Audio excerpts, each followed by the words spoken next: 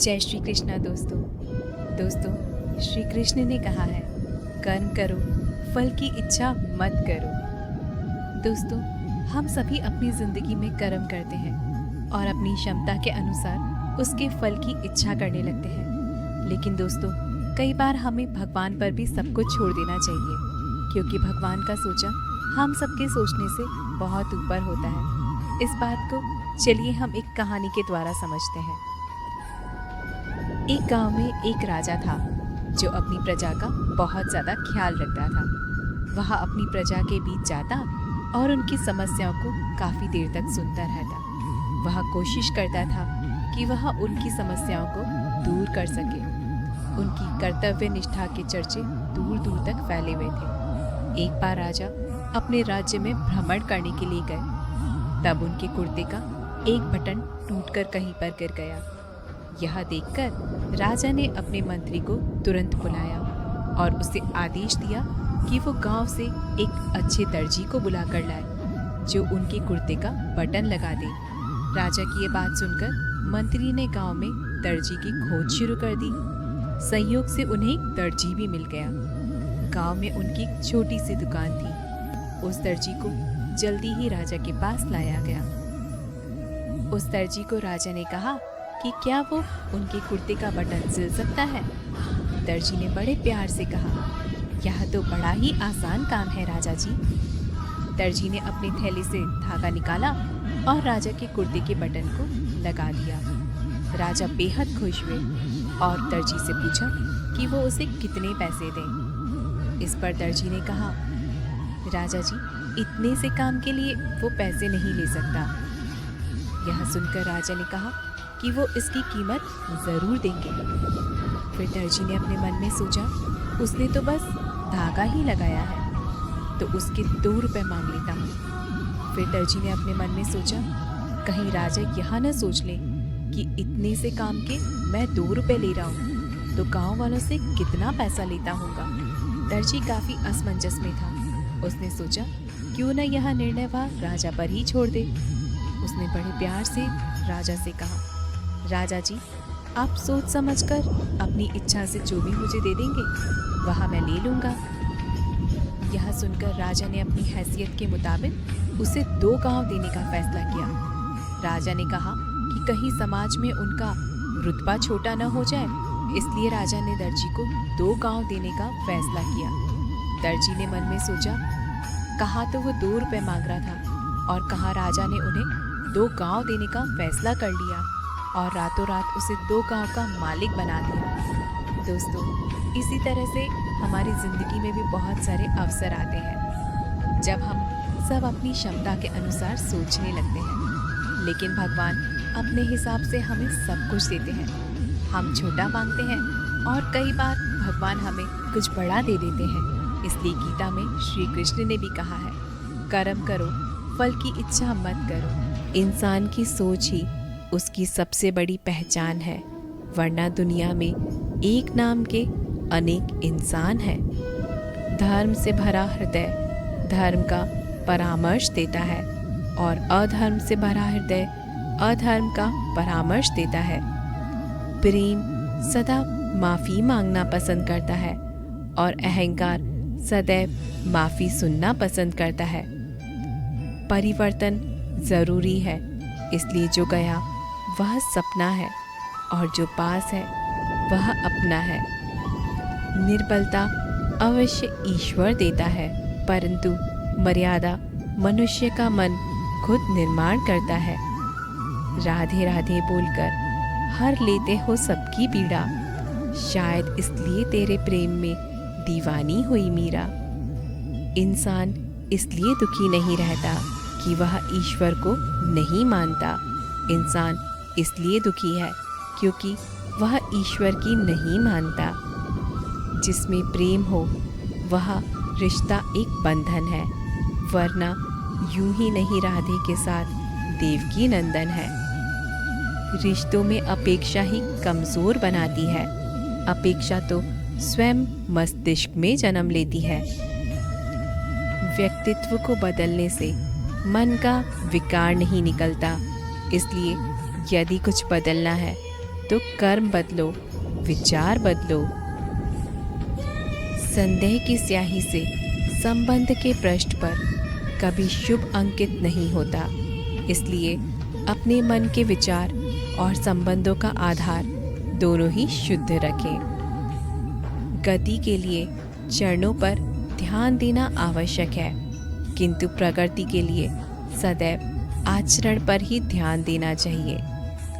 इस संसार में मूर्ख व्यक्ति, अधर्मी, अज्ञानी व नास्तिक प्रकृति का व्यक्ति मेरी शरण स्वीकार नहीं कर सकता।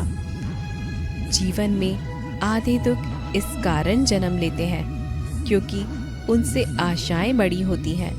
इन आशाओं का त्याग करके देखो, जीवन में सुख ही सुख है। जो दूसरों की तकलीफों को समझते हैं, जिनमें दया है, दिल से अच्छे हैं, उन्हें दोबारा जन्म नहीं लेना पड़ता।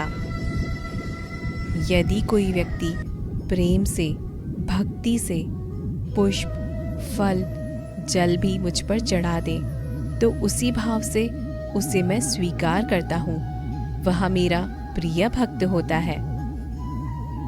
आत्मा न यमराज और न ही महर्षि मेरी उत्पत्ति का कारण जानते हैं, उनका निर्माण भी मुझसे ही संभव है। मेरी शरण में बैठे योगी को चाहिए कि मन को एकाग्र कर समस्त विचारों और क्रिया को नियंत्रित कर मन को शुद्ध करने का प्रयास करें। मन के भ्रमित होने पर तर्क नष्ट हो जाता है। जब तर्क नष्ट हो जाता है तो मनुष्य नीचे गिर जाता है। श्री कृष्ण कहते हैं, यह सच है कि मैं एक ही समय में हर प्राणी में मौजूद हूँ। जिसमें किसी की आसक्ति नहीं है वह निश्चित ही दूसरों से प्रेम कर सकता है, क्योंकि उसका प्रेम शुद्ध और दिव्य है। शांति से सभी दुखों का नाश हो जाता है। ऐसे शांत चित्त व्यक्ति की बुद्धि पूर्ण स्थिर हो जाती है। बिना विचार किए अज्ञानी लोग अपने लाभ के लिए काम करते हैं, बुद्धिमान लोग पृथ्वी के कल्याण के लिए काम करते हैं।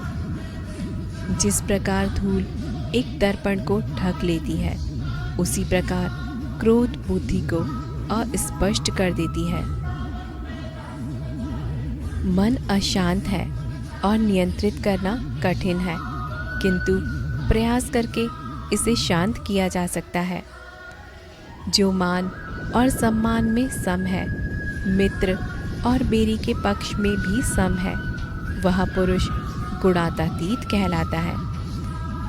इंसान की सोच ही उसकी सबसे बड़ी पहचान है, वरना दुनिया में एक नाम के अनेक इंसान हैं। धर्म से भरा हृदय धर्म का परामर्श देता है और अधर्म से भरा हृदय अधर्म का परामर्श देता है। प्रेम सदा माफ़ी मांगना पसंद करता है और अहंकार सदैव माफ़ी सुनना पसंद करता है। परिवर्तन ज़रूरी है, इसलिए जो गया वह सपना है और जो पास है वह अपना है। निर्बलता अवश्य ईश्वर देता है, परंतु मर्यादा मनुष्य का मन खुद निर्माण करता है। राधे राधे बोलकर हर लेते हो सबकी पीड़ा, शायद इसलिए तेरे प्रेम में दीवानी हुई मीरा। इंसान इसलिए दुखी नहीं रहता कि वह ईश्वर को नहीं मानता। इंसान इसलिए दुखी है क्योंकि वह ईश्वर की नहीं मानता। जिसमें प्रेम हो वह रिश्ता एक बंधन है, वरना यूं ही नहीं राधे के साथ देवकी नंदन है। रिश्तों में अपेक्षा ही कमज़ोर बनाती है। अपेक्षा तो स्वयं मस्तिष्क में जन्म लेती है। व्यक्तित्व को बदलने से मन का विकार नहीं निकलता, इसलिए यदि कुछ बदलना है तो कर्म बदलो, विचार बदलो। संदेह की स्याही से संबंध के पृष्ठ पर कभी शुभ अंकित नहीं होता, इसलिए अपने मन के विचार और संबंधों का आधार दोनों ही शुद्ध रखें। गति के लिए चरणों पर ध्यान देना आवश्यक है, किंतु प्रगति के लिए सदैव आचरण पर ही ध्यान देना चाहिए। इस संसार में मूर्ख व्यक्ति, अधर्मी, अज्ञानी व नास्तिक प्रकृति का व्यक्ति मेरी शरण स्वीकार नहीं कर सकता। जीवन में आधे दुख इस कारण जन्म लेते हैं क्योंकि उनसे आशाएं बड़ी होती हैं। इन आशाओं का त्याग करके देखो, जीवन में सुख ही सुख है। जो दूसरों की तकलीफ़ों को समझते हैं, जिनमें दया है, दिल से अच्छे हैं, उन्हें दोबारा जन्म नहीं लेना पड़ता। यदि कोई व्यक्ति प्रेम से, भक्ति से पुष्प, फल, जल भी मुझ पर चढ़ा दे तो उसी भाव से उसे मैं स्वीकार करता हूँ। वह मेरा प्रिय भक्त होता है। आत्मा न तो जन्म लेती है, न कभी मरती है और न ही इसे कभी जलाया जा सकता है, न ही पानी से गीला किया जा सकता है। आत्मा अमर और अविनाशी है। अंत काल में जो मनुष्य मेरा स्मरण करते हुए देह त्याग करता है, वह मेरी